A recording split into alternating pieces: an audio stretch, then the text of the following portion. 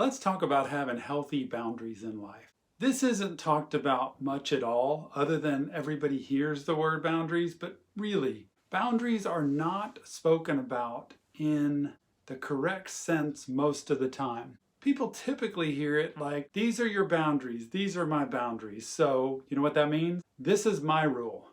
This is how it's going to go. It's going to go my way, and that's going to fail. Whether you try to use it with a teenager, a spouse, whether you try to use it with a boss or a coworker. The only place it typically might work is with a 5 or 6-year-old that has no other choice other than to follow your rules. So let's go over what a boundary is. A boundary is a personal line you need in place. It's like the bubble around your body. You know how they talk about personal space? It's like everybody reach out around and stretch their arms out, because this is what's considered your personal space. When people start getting inside that, it might get uncomfortable. And it's important to show people that that matters. You don't want people breaking your boundaries, imposing on your personal space, and making you really uncomfortable. But a boundary in a relationship, a boundary in a marriage is being able to say, you know, this is really important to me. I'm not going to ask it or put it out there unless it really does matter, because I know it might be taking something away from you or making you stretch really beyond what you're comfortable doing. I really need this in order to feel still comfortable, attached in, and committed in this marriage to you.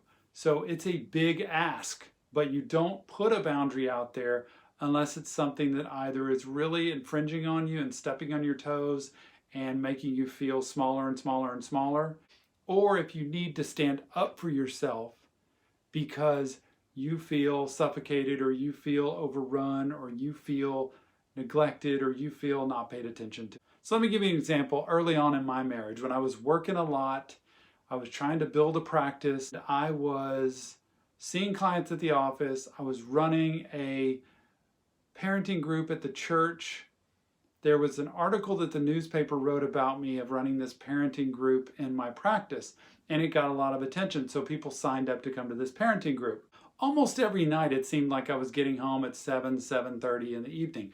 So by the time I got home, the dinner was done, the kids were getting ready for bed, my wife Jill was exhausted, and it just was not flowing. I was trying my best to work and do good things and volunteer at the church and try to do good stuff at my practice to grow things. But she stopped me one day and she said, Tom, something about the system we're doing isn't working. And I need you to change the way that you're doing your work schedule. Well, what do you mean? Like, I'm doing the best I can. I'm trying to provide for the family. I'm trying to do good things at the church, expand my horizons by doing these parenting groups and branching out and getting clients from all different kinds of areas. I don't know what to do. And she said, well, I can tell you this. You're coming home typically after dinner every night. And I love the fact that you're helping all these people, but you're not helping us. But at some point, something's got to give. And what I really need you to do is find a way to be here more with the family. So we had a long discussion. I heard what she had to say. And in turn, I said, you know what? Here's what I think might work. I'm going to pick 2 nights a week, because in my line of work as a therapist, lots of people love to come in the evenings, after school and in the evenings. I could work every night if I let myself. But I said, I'm going to pick 2 nights a week to work late. The rest of the week, I'm going to get off at 3:30 when the kids are out of school. And from that point on, it's been a huge success. I work 2 late nights a week, sometimes till 9:30 or 10 at night, and yes, it's late, but having the profession I do, it allows me to stack more clients in that helps them, so that on the other days I get off at 3 or 3:30 and I'm home when the kids get home from school. And now that they're older, I'm home where my wife and I can have more time. And I've kept that boundary because she set the boundary, and she set it out of love. And she said, I really need there to be a change. I'm not saying, hey, if you get a chance, do you think you can do this? I'm saying there needs to be a change. She didn't tell me, you're going to have to do this. She said, I need you home more. And you matter to me and you matter to us in our home. So I need you to work on this. And I got over myself and my pity party. You're trying to think, gosh, she didn't appreciate what I'm doing, blah, blah, blah. It happens. And really quickly I realized, hey, I think I can do something about this. Anytime you want to set a boundary, what you want to do is write down what it is that's not working in your relationship, in your job, in your home, with your children, with your teenager right now. Just write it down. What's not working?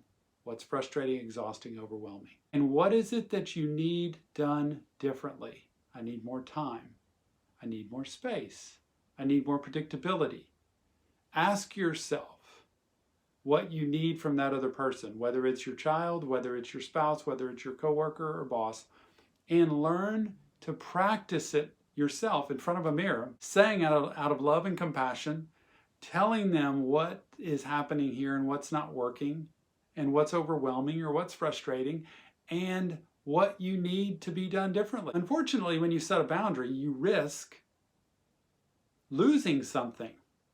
You don't want to put your marriage on the line unless you're ready to put your marriage on the line. You don't want to go to your boss and set a boundary with them and say, you know, I really feel like I've been working more than I signed up to work and then our contract agreed to. I'm going to need to either have fewer hours or be compensated more.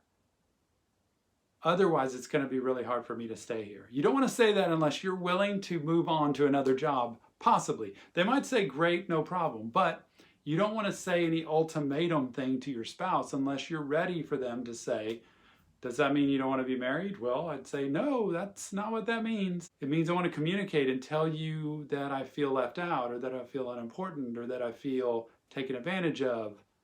And if the boundary's strong enough, and if you can trust the other person to care about you enough, it can work a lot. Sometimes it takes a mediator. Sometimes it takes a person like me to sit down and bounce those ideas off of, write out what your boundary is, speak out what your boundary is. And when you have somebody that you can give feedback to, it can really help, especially a professional that can help you word things so that you say it from your perspective. Too many times when we set boundaries, we tell people, you're doing something wrong. And what we need to do is say, this isn't working for me.